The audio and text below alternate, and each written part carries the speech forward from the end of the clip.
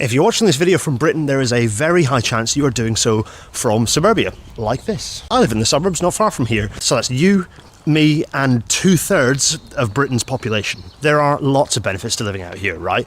But it's not all rosy. Generally, public transport options out here are crap. And if you're in the suburbs, that means that you're pushed into owning a car.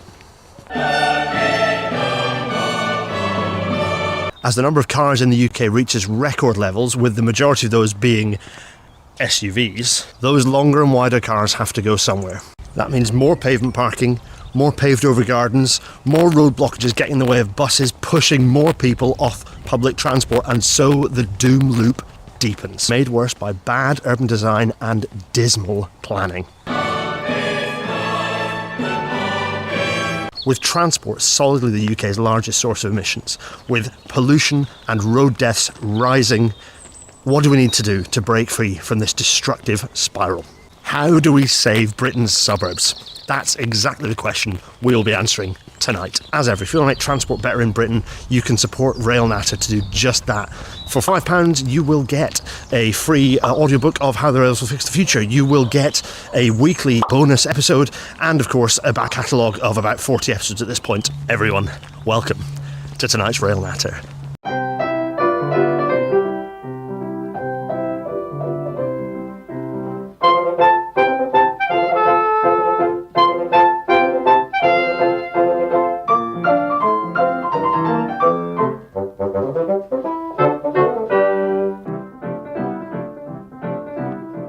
And as the Intercity 225 fades away... Hello everyone, a delight to have you here. So, suburbs, here's one. This is northeastern Hull. It's a great... I love this picture. This is one of the sort of Google Earth screenshots that I grabbed. This shows us many of the things that are wrong with the design of suburbs, if you're curious in my little opening about what I refer to that. Because down at the bottom you've got... Down here, right, you've got... this horror... the squiggly stuff, which is just horrible, like what's going on with that. You've also got some good stuff, because up here, this is, I believe, the line that runs, the old railway that runs out to Hornsey. Nice bit of cycle path. You've got some straight stuff, but you can see like this horrible design of like wibble and squiggle, which makes it completely alien to the ability of, firstly, natural like desire lines for humans wanting to move from where you live to the place you're going. Secondly, it makes bus journeys hopeless. Like the bus journey there is like tripled for no reason whatsoever. This is bad. This is very bad. Suburbs are an enormous problem, and there's a report that's been published very recently by the Foundation for Integrated Transport. Here it is, called Decarbonising Suburban Transport. Jonathan Bray, who's a sort of transport policy wonk, has pulled this together. We're going to have a look. We're going to see what we think.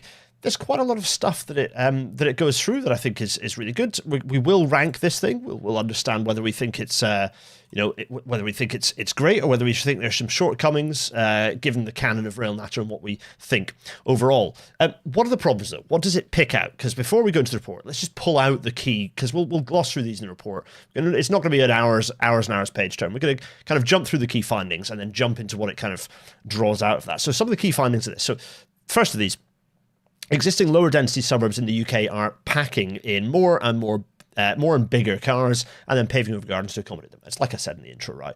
There are 34 million cars in the UK, which is the highest number ever recorded, and SUVs are now the majority of new car sales. Bigger and wider. Oh, by the way, bad for multiple reasons. Some people often say, well, why does it matter? It's about the same weight as an estate. Firstly, no, it isn't. Secondly, because the harm for vulnerable road users, whether that's cyclists or pedestrians, is increasing rapidly as a result of more of these cars, these very high bonneted cars that have a much higher likelihood of killing the people that they hit rather than rolling them over the bonnet. So these are actively dangerous vehicles that should never have been allowed to be on the road in the first place, let alone becoming the dominant form. And for anyone who doesn't know, the reason why we're seeing SUV sales is not because people want those cars. It's because the automotive industry costs the same for them to build a super mini, costs the same to build a Ford Fiesta as it does to build an enormous Ford SUV. Basically the same. You're just talking, the only extra cost is in slightly increased amounts of sheet metal. It's got all the same internals, HVAC, the engine, all that stuff is where the cost in building it is. It's basically the same. But they have to sell the Fiesta for far less. Therefore, that's why there are no longer any Fiestas. obviously the automotive industry, which is, as we've talked about in many episodes before, struggling and seeing a cliff edge of you're gone, China's beaten you coming up. They're desperate to make as much money as possible, which is why we're seeing the world of SUVs, because SUVs, they can charge more, they can have a more favorable finance, and there are lots of consequences to this. Bigger and wider cars. Since 2018, the average width of cars has risen by upwards of 5 centimeters or more, and their mass has increased by like 250 kilos. That's serious increase in size. The result of that is that we have roads that can't move traffic through as well. No longer can you fit car parks that don't work as well. The capacity of our road to move vehicles around has been reduced by the fact that these cars are increasing, and taking a road that previously could have a lane of parked cars and comfortably fit 2 lines of traffic going in opposite directions no longer can. Also, this means that we're losing a lot of green space, which means that our urban space, our urban fabric, is less resilient to climate change, because the flood hydrograph, the water falls, the rain falls, immediately flows through the urban realm into watercourses, rather than having green spaces, gardens, to slow that. Also, you're getting all the heating effects of a tarmacked over garden. It is not good. So that's one of our key findings. Number 2 key finding: many new suburbs are badly built and poorly designed and located. Designed around the car, lacking public amenities and services, amenities, including public transport. Yep, they're often hostile to wheeling, cycling, walking. I kind of talked about that in the in the aerial image we looked at a minute ago. That design of squiggles. It's awful, absolutely awful urban design. A lot of it is like police input secured by design, says, design the roads to be all weavy and then people can't rat run through. It's like, no, you stop the rat running by actually designing an urban realm that is, designing those roads, firstly, by putting the transport planners and the highways, particularly the highways engineers and highways officers, through a blender. And then you get someone else, a placemaker, to design the urban realm, following the transport hierarchy, where the ability to move the cars around is the last thing you look at. First of all, you prioritize how the humans move around in the suburbs. Number 3, though, millions of households have no way of charging vehicles on or outside their property. This is a sore problem. In a way, the suburbs are generally more likely, outer suburbs at least, are more likely to have this space rather than inner suburbs, but it is a massively mixed picture across the UK. Go back to the episode with Leo Murray and I, where we talked about what that charging infrastructure, the challenges with charging infrastructure. But currently 90% of EV charging takes place at the home. And despite the fact, 30% of UK households do not have access to off-street charging. And there is, more than half of local authorities have absolutely no on-street residential charging strategy. They have no plan for how that can work. It's a whole can of worms, right? But that is absolutely a problem for the, for what we're facing coming up in terms of decarbonisation. It's worth saying now that we've got a nice, rather than a news segment, we've got a single big lump, an interview with Professor Greg Marsden from the Institute for Transport Studies at the University of Leeds, where we're going to talk in detail about where the UK currently sits with its surface transport decarbonisation. It's a really interesting segment, about 15 minutes of detailed chat, where we kind of go into the real actual trajectories currently plotted by government policy. So yeah, well worth it. It's a bit of an episode of Two Halves in a sense. Well worth sticking with us for when that comes up. So what are the other key findings? Well, some of the most promising alternatives to single occupancy car use are the most neglected by policymakers. Where is the legislation for e-scooters to be legalised? Like, that is legislation that is transparently been lobbied against, because there is an awareness from the automotive industry, probably most of all, but also others, that possibly from the micromobility sort of tech industry, who's hoping to continue to make it higher only. Well, there's a huge fear that those e-scooters are going to cut into their margins, which is why they've not been legalized. I'm sorry. Issues with batteries. It's a bit like legalizing drugs. Like, the issue with all the knockoff batteries is because it is currently an illegal market, essentially, to buy e-scooters. They're not road legal. That needs to be reversed. And the legislation to provide that has been kicked into touch. Where is it? That should have been, they're supposed to have been legalized years ago. 36 million empty car seats on the morning commute. So car sharing is another really good example. In Germany, 5.5 shared cars per 10,000 people. In the UK, it's 0.6. So absolutely hopeless. So if we could increase average car occupancy rates, that would make a massive difference, potentially saving 3 million tons of CO2 by 2030, which, by the way, is about as much CO2 you'd save if you electrified Britain's railways overnight. 3 million tons of CO2. So that's significant. That is a significant amount of CO2 savings annually. The last, though, is that there is a bit of hope. There are examples of good practice in the UK, with social and public housing now seeing decarbonisation as more of a priority. So we are seeing this. We're seeing the energy sector decarbonising at an extraordinary rate, which gives opportunities for the transport sector to kind of exploit that to kind of decarbonise and to rely on electricity as a way to decarbonise surface transport. But it requires charging strategies for suburban areas. It requires much better integration of the suburbs into public transport as well. So those are the key findings. But why aren't the suburbs easy to fix? What are the threats to actually making change happen? So just a few of these. The first is the challenge of form. Like the transport sector, the highways people often, and indeed the broader DFT and others, like to have a single approach for everywhere. But a one-size-fits-all transport policy does not work for the suburbs, because by their very nature they are hugely diverse. Outer suburbs versus inner suburbs, but not even all outer suburbs are created equal. Some of them have huge, wide, open roads. Some of them have very narrow roads. Some of them are higgledy-piggledy horror shows that are hugely hostile to public transport. Others are actually much better for active travel and are better wound into bus and potentially even rail services. Or, in the case of London, where you've got outer suburbs, they are built around public transport. So, in the case of sort of the extensions to the Gospel Oak to Barking Riverside, the whole development has been built around public transport connectivity. So good is possible. Scale is seen as a challenge. So you've got two sides. The daunting size of the task. A third of people living in suburbs in the UK. That is the urban fabric of these suburbs is often pretty dilapidated. They are bereft of anything other than homes. You don't have the community hubs that you need to sort of create hub and spoke, kind of micro-sized hub and spoke into the wider public transport system. And then the cost of pilot initiatives is threatening as well when DFT isn't willing to spend a penny or Treasury's not willing to spend a penny. So when you have to create a large enough pilot to actually drive to develop to prove a meaningful indication of what would happen if that pilot was then scaled up. And the third challenge is the challenge of hello FIT, you did some spelling wrong. The challenge of implementation, of course. With a lower population density than urban centres, less public transport provision, suburbs require a diverse mix of options. And that's threatening to people who haven't got any imagination or vision. There's a situation where car dependency, the ways to defeat car dependency are poorly coordinated and patchy by local authorities who are poorly funded. Highways officers, far too much to do, and either aren't well trained, well skilled, don't have the capabilities or capacity to develop alternatives. And the national and subnational bodies, governments and authorities don't see suburban transport options with the most potential as worthy of funding priority. Things like e-bikes or pushing for e-scooters as forms of connecting infrastructure, connecting options into the rest of the public transport network. So let's have a look at the report. Lots of people saying I should visit Stevenage. Mike C saying the e-scooter hire trial coming to an end in about a month. Yeah, the York one just died without a trace because Tier were like, we're not making any money, we're off, bye, and it just disappeared, which is extremely aggravating.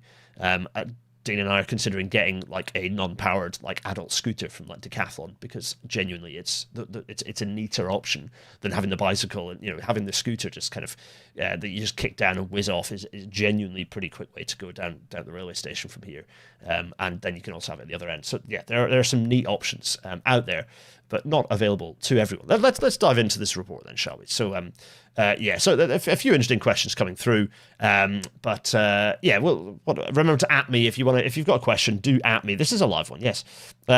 Greg is saying, are you aware of the fourth power rule about damaged roads? Of course, yeah. Fourth power law is about the fact that the heaviest vehicles cause a massive amount more damage than the lightest vehicles. So if you have one or two HGVs going down a residential street, that will be where the majority of damage comes in. It's true for heavy buses. If you've got, heavy diesel buses or a bus full of batteries, it will cause a lot of road damage. And then if the heaviest vehicles going down the road are SUVs, battery SUVs, extremely heavy per axle, then that will cause a huge amount more damage than the lightest vehicles, the Ford Fiesta. I think the comparison is that an HGV causes multiple tens of thousands of times more damage than a small hatchback, for example. So let's crack on, shall we? We want to make sure I'm keeping myself suitably to time. So let's have a look. Here's the PDF. As ever, a quick warning that sometimes I can flick through pages quite quickly. So if that's a problem for you, let me know. or rather look away now. So here it is, a little bit of information. And so as everyone reports, it's important that they're accessible, and that includes visually accessible and nicely designed. This one it isn't hugely well designed. It's a lot of text. it's a huge amount of text, which I have to say is there. It comes with a kind of a slide deck PDF to summarize it, which I've kind of cribbed from in the episode. But I have to say that's not enough. The actual document needs to also be accessible. So how to get the most out of this paper? It's nice that they have this little thing written down, though. You can listen to the report, or rather, you can listen to it comes with its own playlist. You can listen to the sound of the suburbs. That's nice. There's a lot of slideshows and glide shows so that readers can deep dive into words and pictures from locations visited. So there's some nice stuff there. There's 5 sections: how we got here, ways of thinking and doing suburban transport. There's some stuff. So let's whiz through it. So there's a contents page. Part 1, the suburbs today and how we got here. And they've put in, Martha, shout out, they've put in that nice picture of the Tyne-and-Wear Metro as it was, the integration across modes, which is nice because it's like, hello, Jonathan, if you watch Real Natter, shout out. Because, I use that image a lot because it's gorgeous and makes a very nice point. So, this is Not My Beautiful House. That is a direct reference to thank you, direct reference to David Byrne. It's very nice and Heads Talk, as my daughter calls it. Anyway, right. So lots of nice chat here. So lots of sections. You see what I mean about it's like some very large paragraphs here. It's not very well broken up. So there's half points being lost here for this. There's a bit of history about suburbs. So you can go in and have a look. Discussion about housing crises. There are a decent whack of pages, by the way. Sound of the suburbs, which is nice. So they're talking about the suburbs. Like the average home now costs nearly 8 times the average earnings of the average employee, the annual earnings of the average employee. Dilapidated suburbs. Lots of challenges with heat waves, with all the stuff. The anti-nuclear suburb. Yeah, okay. There's 2 sides to this, which is that suburbs were built loose and wide, partly as an anti-nuclear thing in the UK, as in the US, as in like anti-nuclear bomb, but also related to the nuclear family. But that's not really a demographic that continues to exist in the same way that it used to. The diversity of families and the way that people live is changing dramatically. So lots of sort of strange ways that this manifests itself. So there's lots of kind of context here. You see lack of pictures. There's a glide show you can go and have a look at. But anyway, so fine. Part 2, ways of thinking and doing on transport in the suburbs. It's an interesting choice of words. But anyway, that's a smart car and what looks like a Jaguar, one of the nasty Jaguar sort of SUVs. Gross. The pace, it's an F pace probably, isn't it? Gross. Anyway, also hideous. Like Jaguar, you make such nice cars. You know, the F type is lovely, and yet the F pace is grim and horrible and disgusting. Ways of thinking and doing on suburban transport. So lots of kind of conversations in here. Lots of theme 1, location. So this is like the design point, which is there's a lot of good sort of crunchy stuff in here for you to get your teeth into. Wrong location, placing these new suburbs in easy to build but useless to access locations. Congestion generators, traffic is created on the fringe of small and larger towns on the wider road network, lengthening journey times. They're linked to kind of car-dependent commercial and retail developments. They have pretty unattractive public realm, if they've got any at all. They're poorly connected to existing urban centres. Yep, absolutely true. They lack local stations or trams. Remember, light rail doesn't exist. They're not easy for buses to serve because of the street layouts, lack of density, very low density spread, and also those horrible weavy roads that are useless, designed by morons. And they lack local facilities, including eating places and shops. I'm extremely lucky that Dermotthorpe, which is the sort of large area housing estate that we stay in, has very little in the way of actual amenities. It's got some nice parks, it's got some nice public realm. It's a well-designed estate, an eco-estate, in fact, and yet it has absolutely nothing in the way of actual, amenities itself. Very lucky that in Oswald Lake Village we have the kitchen cafe, which is fab. We've got, there is a Sainsbury's a 15-minute walk away. There aren't, a little one. There's a post office in the other direction about 10 minutes. There are facilities, but that's it. And for most of the suburbs in Britain, if you've got like a flat roof little shop bit in the middle, it's usually a bit rough. It's got a vape shop, and if you're lucky, it'll have like a nice local sandwich shop or something. But for the most part, they're just that, mixed use is just something we don't do in Britain, and we're and all to the negative. That it's a bad thing to not have mixed use when it comes to suburbs. So having a bit of mixed office, mixed even light industrial, clean light, sustainable industrial units in amongst, it's far better having that mixed employment, because that means that you've got people working in the area, which brings heart and soul, because if you've got people working, there is a demand for other sort of amenities as well. It's really, really important. Poor provision for cyclists, absolutely. High levels of traffic noise, absolutely, when they're built next to and in association with busy roads. See also that flipping Elor in Leeds, the big bypass that's got homes next to it that you just hear the bypass noise. And a fundamental lack of permeability. Cul-de-sacs should be banned. There should never be cul-de-sacs. They are, the police love cul-de-sacs. They absolutely adore. Secured by Design loves cul-de-sacs. For actual humans, cul-de-sacs are horrible. Transport provision difficult, desire lines ignored, so on and so on and so on. I've seen a mention of create streets. I am extremely suspect, and everyone should be very suspicious of create streets. But there's create streets pointing to stuff like brownfield developments as embodying the right ideals of development. And there are some things that create streets say, but always pay a lot of attention to some of the weird shit that they get up to. So and some of the stuff that they propose and are involved in to do with urban privatization and gentrification, and also their weird obsession with trad architecture. Anyway, I digress. So there's lots of other things, connections, only connect, lots of connections here, car control and what the impacts are on mobility rights. So there's lots of stuff in here. Oh look, Swiss integration, but thanks. We did an episode on that recently, didn't we, folks? So lots of hubalicious. Okay, I would, when you're writing a report, it's very tempting to do funny in-jokes in titles and things, but please don't do this, folks, because it makes it a bit like you're doing an in-joke. It's not a podcast, it's a document that needs to be accessible. So actually just aim for clear, concise, and accessible titles to explain what you're describing. Themes card done differently. So themes card done differently. There's various things talking about sharing, I suspect, car clubs. Benji Mouse 42, is there a good reason why we don't build new towns on old World War II airfields? Just near where we've got at least 4. We do some of that. It's just that because it requires ground remediation and some actual effort, it's often quite off-putting for developers.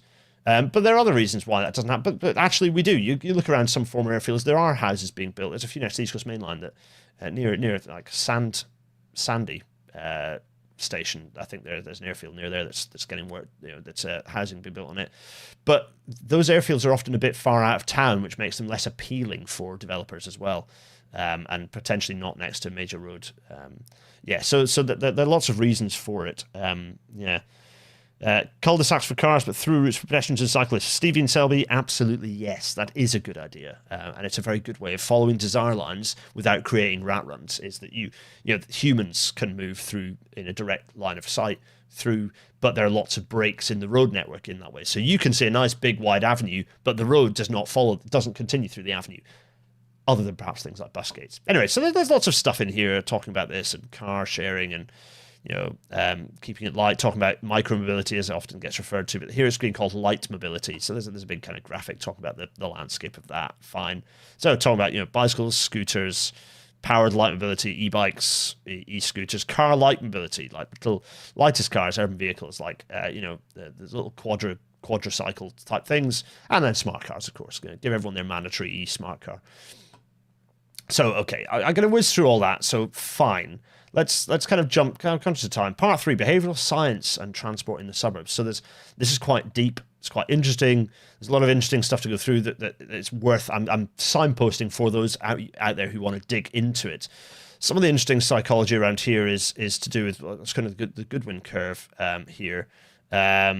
So you can see like new idea, no justification, increasing support for the general idea, sufficient support to go ahead, then a fall off as detail emerges, panic just before implementation, then a build up of support as benefits appear. So that's kind of the natural progression of suggestions. And what this is saying is managing the political side. The bonus episode tonight, spoiler alert, is going to be talking about business cases and developing sort of consensus around high-speed rail projects. Well, the same is true for interventions like limiting traffic in neighborhoods, building human mobility first kind of neighborhoods. And the fact that we like to jump on jargon is a point that is picked up here. There's a point here, mind your language, talking about jargon terms and the fact that we often like to kind of think of single names for things. I think that point is overblown, frankly. I think the story, it's easy to, you might get a story blown up on social media around the use of things like LTNs. I'm not so convinced, actually, that the name is the problem. I think the fact that it's politically convenient to not commit fully and publicly to things like that, and for it to be not necessarily a thing that you buy fully into politically, the political cowardice, I think, is a bigger problem than the name of some of these things. But there's some interesting discussion about that. Part 4, making the connections on transport, housing, energy, and climate resilience. So this section is all about joining the policy dots. So a few interesting points being made here. So ZB Zoe, as well as the laws restricting e-scooters, EAPC laws mean that e-bikes are less effective in hilly areas, especially e-cargo bikes, a symptom of the rules being made in flat cities. Quite possibly, yes. So this thing, making connections. So joining, this whole section is about joining those policy dots. There's this, integrating across those. And then part 5 is the conclusions and recommendations, which we will get to shortly. We will pick those up shortly. But there's, we can go through. I'll not dwell on it, but there's a decent amount of kind of elaboration on some of the points, the conclusions, what we need to do, and what those recommendations look like. So we will come back to those momentarily. But yeah, so that's the report. I've gone through that very quickly. It's not like a deep dive and read. I'm going to pull out the interesting stuff coming from that. But I wanted to give you a feel. Having gone through it myself, I wanted to give you a feel for what the report says. For those of you out there, by the way, I love Rail Natter because so many of you out there are sort of activists, campaigners, wonks, grassroots wonks. Well, there's a useful document for you to pick through. There's a lot of interesting information in there for you to parse, pick through and critique as well as part of your kind of journeys to improving transport for people too. But what do you think? So far, what the report? What do you think so far? We'll be rating this at the end of the episode, of course. There's a few things that they pick up, lessons from next level cities, as they describe it, that I think I want to pick up on here. So the first of those is pursue the good urban life. What next level cities do is driven by what this paper terms the civic imperative. So that's the pursuit of collective well-being, seeking to respond to the question, what is the good urban life? I like this. I like this way of thinking. It's like, what do humans want to do? Build the mobility around that. The transport hierarchy, in a way, is facilitating this. Even the most ardent, angry, pink gammon driver with their massive SUV has to get out of the vehicle at some point and walk. And I bet they are irritated when they have to walk along across a big car park. I bet they're irritated when they have to park the thing either in the urban core or in the suburbs and there's no space. So actually look at that, build on that. Like, oh, well, okay, what makes that experience more pleasant? What are the ways that would make you feel better? If you actually could just walk to the local cafe and pick up. Of course, the other thing is that we have, big supermarkets and other retail parks have pushed us into the idea of retail life and that you do the weekly shop or the 2 weekly shop. The weekly shop is a made up thing that we just has it's a convenient thing to do when there is a big supermarket that you drive to. But actually, it's an extremely if your food is getting wasted because you're having to think ahead and planning meals ahead. Is it the right way for us to be in the world that we live in, the carbon conditions that we live in? Is that the right way to do things? Well, for some people, it might well continue to be. People with time poverty, for example, who don't have the time during the week to do small shops. But actually, for a lot of people who might have the comfort of driving, particularly in flashier cars, then maybe doesn't suit them. And actually having a shop nearby suits you. And actually, for most people, if you ask what they want their urban realm to be like, they want to go down to a nice little local shop. They want to go to little grocers nearby. They want to go to a little cafe and have a coffee in the sunshine. These are things that people want. And so building the way that the urban fabric works around those stories of what people want their urban life to be like is a good idea. Number 2, combine idealism with objective analysis. So this is kind of making the point that, like, next level cities, as Jonathan describes them, don't follow the herd. They look objectively at what they inherit and where they want to go next. They take the time to explore what others have done. And when they try something new, they pilot it at a meaningful scale so they can fully scale it later if it works. Yeah, for sure. you kind of have the idealism. You go, we want to do this, but we also do pilots so people can get buy-in and get excited about areas where things have worked nicely. And if things don't work, then that's great. Cities can fail. Lesson number 3 is that you work across professional divides. Individual initiatives are seen as contributing to this broad goal, and it's the placemakers who are in charge rather than the engineers. Abso-bloody-lutely. Do not give highways engineers any power or jobs, actually. No, I'm being mean, of course, highways engineers. Lots of you out there have retooled yourselves to understand that traffic flow is not the priority. Those, of course, who do still think that traffic flow is the priority are dinosaurs who should be out of a job, of course. But you guys, the highways engineers out there, it's your responsibility to do things better. And if you don't want to be out of a job, then in the new regime, then and highways engineers are absolutely needed in the world of doing what the placemakers tell them to do according to the transport hierarchy and that kind of urban fabric story, the story of the urban realm that people want to prioritise, which rarely, frankly, involves the car. Lesson 4 is learn by doing. I like this one. Forward-thinking cities are in a virtuous circle of trying, doing, learning, and failing better. Failure is fine, so long as you have piloted in the right way and you learn the right lessons and tell the right story about those failures to the public. But it is the right thing to do big pilots, because invariably, if it's well thought through, initially, then the public are going to kind of enjoy it. That's always been York. I think of the rare few examples of good low traffic neighbourhoods and sort of traffic filters that have been put in. The Groves being a good example. I don't think anyone in there would want that reverse now. Go out and do those surveys, which I haven't seen, but I would love for a decent survey to be done. The people who are now no longer have a constant line of loud traffic going through them outside their window are probably much, much happier about that.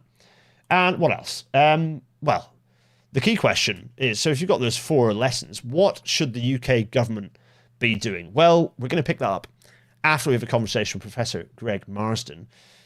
When it comes to big government stories, though, well, we're going to be talking about those in the bonus, because tonight's bonus episode at 9:30 tonight will be going into understanding whether Australian high-speed rail makes sense, or rather whether the story being told about high-speed rail is coherent, or whether it makes all the same mistakes that HS2 did in the early days.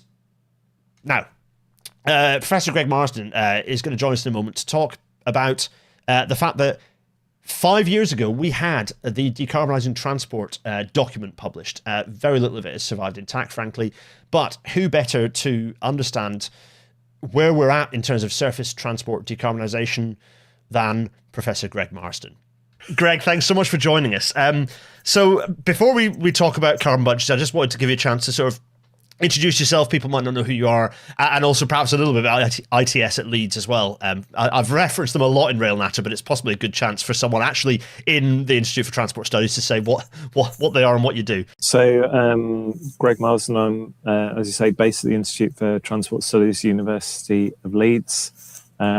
Came from a civil engineering background, but mostly the last 25, 30 years been doing kind of understanding policy design and implementation, a lot of which is in the climate and energy space. And the Institute's a big group, around 100 people working on all sorts of different topics. You'll know probably a lot about the rail economics and some of the rail engineering side of the work that goes on there. But yeah, it's a fairly broad church with insights from lots of different angles. First of all, you spurred me into wanting to have this conversation because you've essentially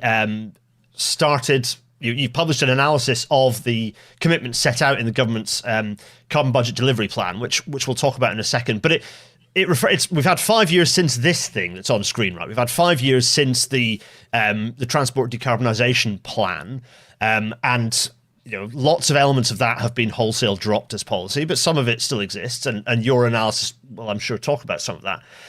But then, yeah, you've got this thing, the carbon budget and growth delivery plan that was published. I think published, am I correct in thinking it was actually published at the back end of last year, but there's a lot of underlying data that requires parsing in there, right? So could you tell us a little bit about that, about this plan and kind of what it says before we get into kind of I think there are kind of 5 key points, and we'll go through each of those in turn. Yeah, so this carbon budget and growth delivery plan is the national government's 3rd attempt to publish a whole of government net zero strategy. The first 2 were subject to legal challenges on various different issues, levels of transparency, and whether ministers understood all the risks and everything associated with what they approved. So this is kind of the Labour government's first attempt to do a whole of government carbon budget and growth delivery plan, which sets out kind of the main policy levers they're going to pull in order to keep in line with the carbon budgets they've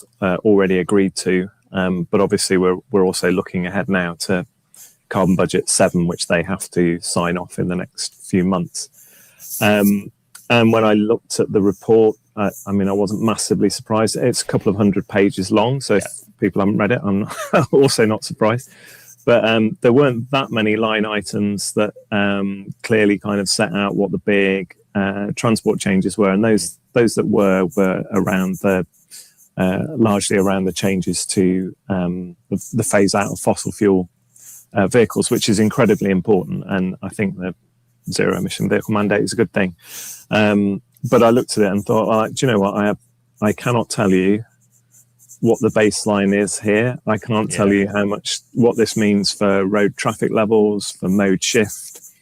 I can't even tell you what it means for the assumptions around the number of electric vehicles and so on. So whilst there will have been a whole massive analysis gone on in the background, it's not published. And for me, how are we ever going to make progress unless we actually know what we're working to? So that was the purpose of my environmental information request and the report that I did. Yeah. So this is fundamental to democracy. Like, you can't. This is absolutely fundamental to like such a deep-rooted part of what we're doing as a country. For it to be hidden, I mean, this document's bad enough, but then for the actual underlying analysis to be essentially inaccessible. And actually, Greg, there are several other things that you've dug into previously that I've written it down and gone, we should chat about that, and then I've not got around to it. You have, for anyone who's out there, keep an eye on Greg Marsden's. They work for you, kind of, or sort of. This is what they, basically keep an eye out for those FOIs that Greg drops and so on. But right, so let's get into the kind of some of your things that you've picked out. So the first of the points, these key kind of things that you've picked out is about ambition, right? About that evaporating ambition. Can you tell us a bit about where the ambition sits and how that relates to this overshoot point, first of all? When the decarbonisation plan was published in 2021, they had a range of different scenarios, one of which was coming in underneath the 6 carbon budget. So at that point, although it wasn't maybe a central scenario, there was a belief in government that transport could really come and pull its weight, and it's the largest sector. Yep. So if transport doesn't pull its weight, then it's asking a lot of other parts of the economy. What we've seen since then is a kind of pushing back of ambition. So we've reduced our commitments on traffic demand. We've done a little bit of tinkering with the zero emission vehicle mandate to soften that. I was looking at it and thinking, well, how is this changing? And it's about 15% less ambitious than the Committee on Climate Change has recently set out it thinks transport could be. Now, I'm not saying the Committee on Climate Change is right, but they're the ones that are trying to put together kind of the future whole economy budget. So if we're that far out of kilter with them, then there's a real issue. And the only thing that's really the only big ticket item that's there is the zero emission vehicle mandate. Yep. On there you can see that the 6 and 7 carbon budget in the kind of teal and yellow. Yep. And then we've got policy on. So that is what they've set out in the carbon budget growth delivery plan. Yep. So that is the one with the 15% overshoot. I've also done, what if we threw absolutely everything at it? And I don't actually think this is a credible scenario, but like, what if we turned on 2021 level COVID traffic tomorrow and we kept that? What if we accelerated the zero emission vehicle mandate by a couple of years? Iran fuel challenges became as real as they're likely to be imminently. I mean, you'd have to have a decade-long commitment that's well above anything that's in policy at the moment to get close to the curve. I think actually, when you look at the the realism behind some of the assumptions, we're probably looking more at the kind of worst case end of things, because they're assuming a big uptick in vehicle sales. That means more electric vehicles coming into the fleet quicker. They're assuming that cars aren't going to get any older when the trend has been for people to keep them longer. So there's an awful lot of kind of, tinkering at the margins, maybe make the numbers add up. But the red line, the kind of outer line, that basically overshoots. I mean, how to communicate the size of it? It's all of the carbon budget for transport between 2050 and 2031. That's the scale of the overshoot. Yeah. So staggering. Going slowly at the start is just it's fatal, because you can see on that chart the budgets are so small in the future years that you just gobble that up really quickly. The onion of doom point. I've referred to the onion of doom quite a lot. It's like Britain loves to do things last minute, but when it comes to emissions, you just can't do that, because if you're going for a nice long thing and then suddenly you're hoping that all the magical policy will work at the last minute, all the area under the line is the emissions that you've pumped out, and you'll have obliterated our carbon budget. Absolutely, it's staggering. So there are a couple of points. So the second thing is that it's not all about emissions, even though emissions are a core part. Talk a little bit about traffic reduction. Does the government have any? Does the government mention traffic reduction at all, to your mind, now in the literature? I mean, I looked at the numbers in the delivery plan versus the core scenario in the National Road Traffic Projections, which is basically business as usual, policy off kind of world, and we're within a percentage point or two of that. So there's no real agenda for road traffic reduction. Some of that has been kind of pushed on to local government. Well, you do it and then you report back to us and tell us what level of traffic reduction is. But it's difficult to see a world where, on the one hand, the national government's planning for this level of traffic, and then in another planet, there's a completely different set of assumptions going on. It doesn't feel joined up to me. It doesn't feel like there's any real commitment. No one's talking about mode shift targets. Even in Better Connected, which had a raft of really sensible policies, you didn't get a feel for, right, this is where we're going to be in 10 years' time. No statement about mode shift whatsoever. We did a flick through of that document recently, and just absolutely omitted any acknowledgement of moving behavior in terms of how those patterns, which frankly is well, this gets to the next of your points, which is that the diversity of policy options. Well, there isn't a diversity. There's the gruel in the plate, which is, well, we're just hoping that everyone shifting to electric vehicles will solve everything, and we have one lever, which is the electric vehicle, the zero emissions vehicle mandate, should I say. I mean, you've said yourself that apparently is the only show. Is that really the case? Is that it? That's the only policy lever that's currently being pulled? It's difficult to point to anything else with any great... Because certainly for railways, the idea of mode shift, the idea of capacity growth as a tool for mode shift, or even capacity growth at all, is not being certainly not legislatively mandated. You look to the Great British Railways Bill, they are resisting the idea of setting a target for passenger growth, which for me is the bare minimum to drive modal shift, because that's not tied to doesn't have to be tied to mode share. As with the freight one, it would probably be a relative percentage rather than related to mode share. But even that government is not willing to do. So you're saying there is nothing else. It really is just that one lever they're relying on.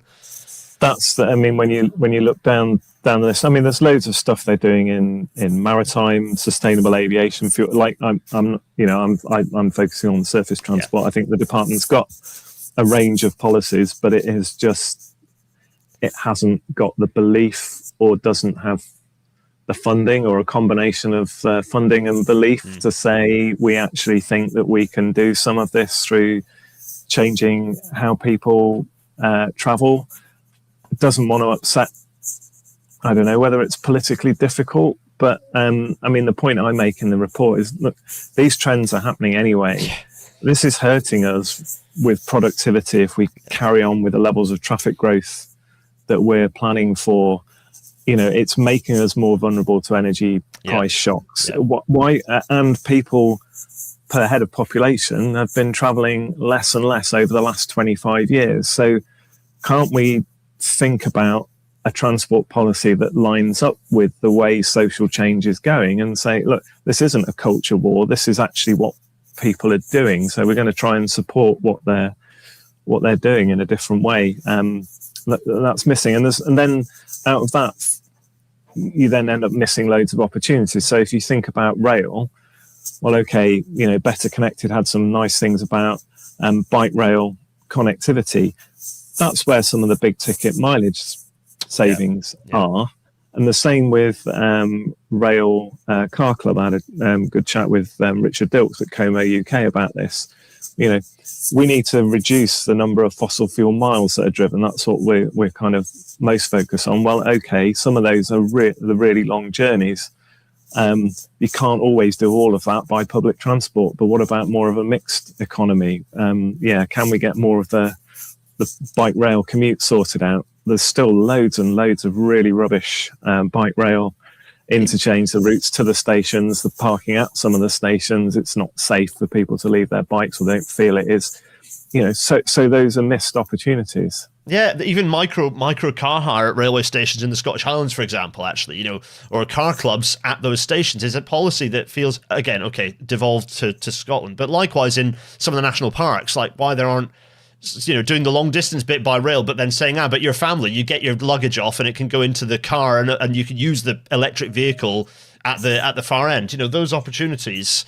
Yeah, it's very frustrating. So the last 2 points that you pick up, conscious of time, the last 2 points are that there's a lot of risk associated with the planning assumptions. And then the last is actually that that you believe there's no credible pathway to hit the 7th carbon budget. So those two things, the risk behind the assumptions overall, in fact, there is no longer a credible pathway to hit that 7th carbon budget. It feels like the government is just not doing enough, that there is not enough appetite here. And it's not just about emissions. It doesn't have to be, even though that is, to you and I, something that's so fundamental. But also, as you say, energy shocks. We are so uniquely vulnerable from an economic productivity perspective and from a energy poverty and a transport poverty perspective. Tell us, to close out, Greg, what are your kind of overall thoughts on that picture? The really difficult economic environment that we're in, and I think we're in for quite a period of time, is a massive risk. I think, difficult to see a big uptick in the number of new cars sold, for example.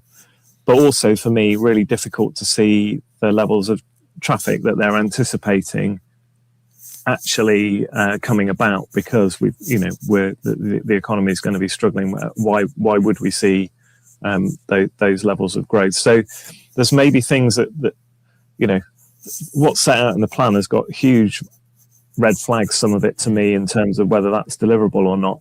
But then it comes back to, well, is that then a reasonable plan to work with? Shouldn't we have something there that we actually believe are the things that are going to come to pass? Because then you can start to design the right scale of interventions. I mean, it requires a fundamental rethink. I think we spend enough money on mobility, on buying cars, spend over 100 billion a year. Like, if we thought about doing that differently, if we shared access to owning cars, if we, had more of a shared approach to mobility, we could do what we need to do without limiting, our social lives. We'd have patience, but those pathways are way beyond kind of small adjustments. So for me, if we carry on with business as usual, and it's very marginal what we mean by mode shift in the rail sector, or with the buses, are we just looking to not make things get any worse? Then we are into significant overshoot. So I don't want people to give up, though. I say in the report, it's not it's not time to give up, it's time to step up. And I think that really, for me, is kind of, this has fallen off the agenda. Growth, rise of the populist alternatives to the governing parties we've got at the moment, pressure on zero emission vehicle mandate, all of those, we've got to look at this and say, well, we don't want that pathway. Actually, we want something that's better for us. Yeah, absolutely. And try and have that debate. Yeah. Greg, thank you so much indeed for talking to us. That's brilliant. Greg, thank you so much for that. If you want to read Greg's breakdown, a really nice detailed breakdown with lots of breakdown explaining that graph from earlier, then there's a link in the description. The transport emissions overshoot is explained. There's a nice little sort of explainer video as well to go through that on the Infuse website. Lots of really good information on that. It will equip you nicely to understand the challenges we've got in the UK, mostly at a political level, frankly, at the national political level, in tackling surface transport emissions. So back to back to back to the suburbs, and what should the UK government be doing? Well, the report, Jonathan Bray comes up with 7 recommendations. So here they are. We're not going to do them in this tiny little text. Of course, we're going to rail naturify them. We're going to actually translate these into kind of a much simplified statement of what government needs to be doing here. So, number 1 of the recommendations is that make national policy less incoherent. Review Department for Transport policies for impacts on the suburbs. I think that national policy is largely incoherent when it comes to the whole bloody picture, frankly, but suburbs are included in inner core, outer core, suburbs, inner outer suburbs, rural areas. Transport policy is completely incoherent and also utterly disconnected from other, whether it's housing particularly, but also all of the other sort of factors. Health, for example, total disconnect. You look at the state of the hospital in York, for example, there's a complete disconnect between transport, Department of Transport, and health and social care. So yeah, make national policy less incoherent writ large. Number 2, prioritise residential charging. This is an interesting one, and given what we just heard from Greg, I wouldn't want the zero emissions vehicle mandate to be watered down in favour of tackling residential charging challenges, but I'm not sure that's necessarily what Jonathan Bray is saying. But in terms of the policy focus, it needs to be an emphasis on tackling the challenges around residential charging, for sure. So yeah, I kind of broadly agree with that, with some hesitance on risking given that the zero emission vehicle mandate is the only major carbon intensive policy, carbon solving policy for transport, we should not be doing anything that risks that. Recommendation 3, create dedicated suburban pilot funding stream. So establish a dedicated future suburbs funding stream for piloting innovative approaches at a meaningful scale. I'm wary of this one because I think the right thing to do is to give more money to devolved authorities for them to do this, because we should be in a situation where almost every suburb is covered by a mayoral or a strategic authority, and it should not be for national government, but it should be for those authorities to decide this stuff, where I think government should be coming in. And I have to say, these recommendations will alter affect the score of the report, where the recommendations, the national level recommendations should actually be, you need to be reducing carbon from transport, surface transport, by this much. And, the funding for local authorities needs to increase by probably about a 0, if not more. A reminder, £5,000 per head on rail outside of London, minimum, to catch up with where London's spending has been since 1990. So, the large strategic authorities should have in excess of 10 billion quid each to be spending. That's plenty to be rolling out pilots. And again, though, it should be for those strategic authorities to be deciding that, because again, suburbs are different everywhere, and that should be led, and the well-developed, informed client teams within those strategic and mayoral authorities and combined county authorities to deliver that. So again, I don't think this one is. I don't buy into this one. I don't want another competition for piloting initiatives, because that's invariably what it would become.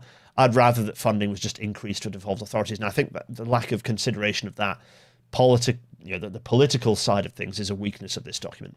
Recommendation 4: integrate transport at key anchor institutions. Absolutely agree with this. Hospitals, universities. We need a much more integrated approach to kind of policy across these factors, with transport kind of as the epoxy resin that links all of them. Recommendation 5: cut costs and speed up light rail.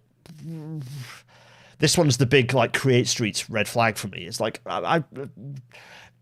no, it's not the costs that are the problem. It's that government just isn't funding them, or more importantly, government isn't giving the powers for local authorities to fund them, as we have seen with Leeds as the perfect example. So I don't agree with this one.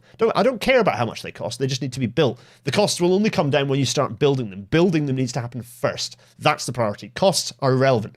Do we need this thing or don't we need this thing? Then build it, right? So I'm sorry, I don't agree with this one. Recommendation 6, spend highways cash on resilience, not new roads. 100% agree. We absolutely have to shift that balance of national funding for roads from building new highways, away from building new highways, towards greening and reducing flood risk from existing roads, reprioritising, more bus lanes, more active travel lanes, more greenways, this stuff, and deprioritise, more lanes, right? So 100% agree with this one. Recommendation 7 is perhaps might seem like a trivial one, but it isn't, because this is key climate resilience action, which is to regreen gardens.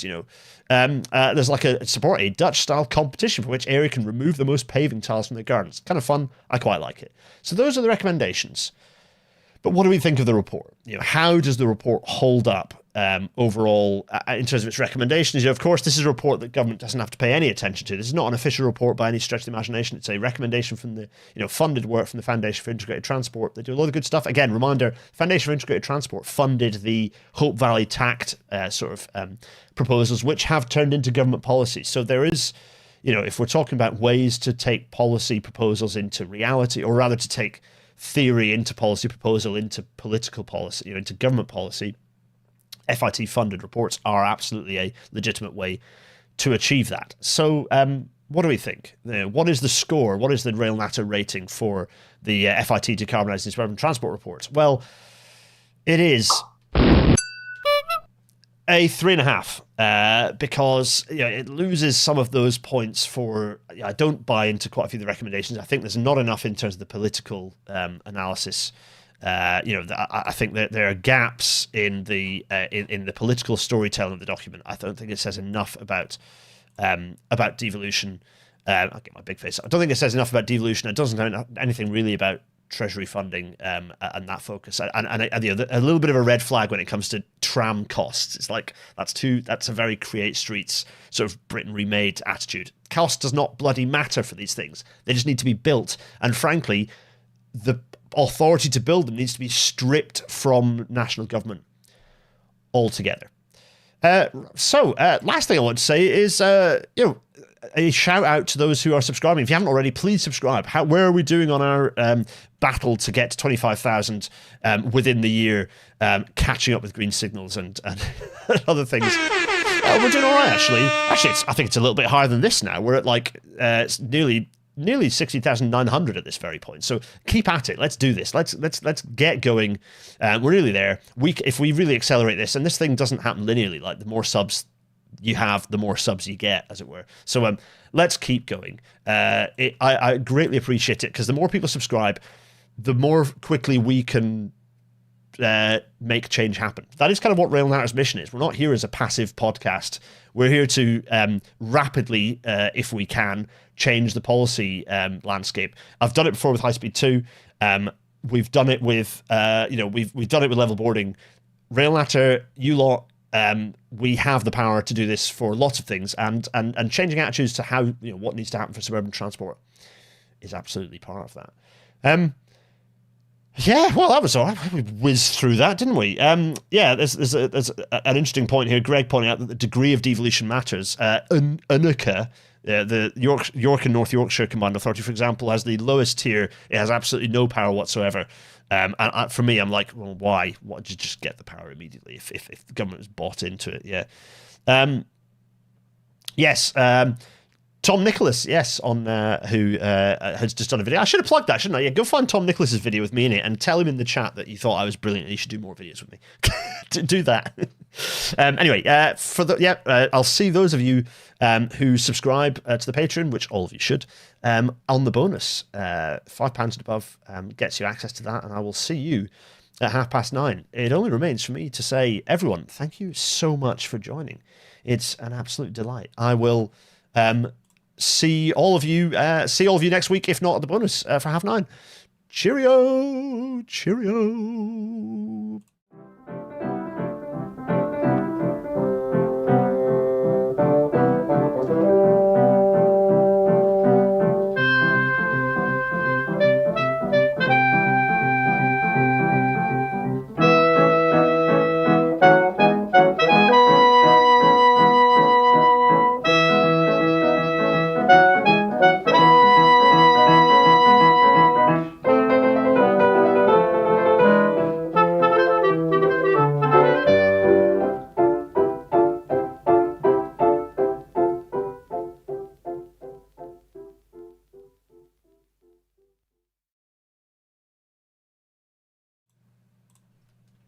And of course, the episode is not complete without me shouting out the Class 306 here.